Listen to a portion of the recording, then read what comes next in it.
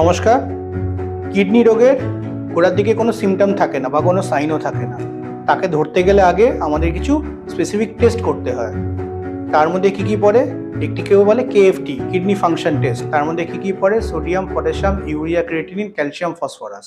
এবং এর সাথে আরেকটি ইম্পর্টেন্ট টেস্ট হলো ইউরিন পরীক্ষা করা। একটি বেসিক ইউরিন আরইএমই টেস্ট করা, এবং যাদের ডায়াবেটিস আছে তাদের জন্য ইউরিনে এসিআর, যারা ডায়াবেটিস নেই তাদের জন্য ইউরিনে প্রোটিন ক্রিয়েটিন রেশিও। এইটুকু বেসিক টেস্ট করতে পারলেই ইনিশিয়ালি সমস্ত কিডনি রোগকে ধরা সক্ষম হয়। কারাই টেস্টগুলো করবেন?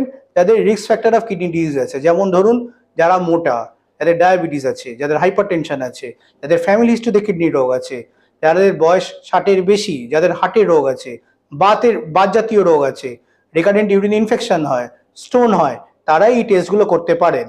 আর কারেন্টলি মণিপাল মুকুন্দপুরে আমরা মেনু লঞ্চ করেছি, তার আন্ডারে পুরো নেফ্রোলজি কেয়ার দেওয়া হচ্ছে। সেজন্য যাদের এই রিস্ক ফ্যাক্টরগুলো বললাম বা তার ফ্যামিলি মেম্বাররা এসে এখানকার কিডনি ডাক্তারকে দেখিয়ে, মানে আমাদের দেখিয়ে এই টেস্টগুলোকে আপনারা সুলভ মূল্যে করতে পারবেন এবং আপনার কিডনি রোগকে আগে ধরতে পারবেন। ধন্যবাদ।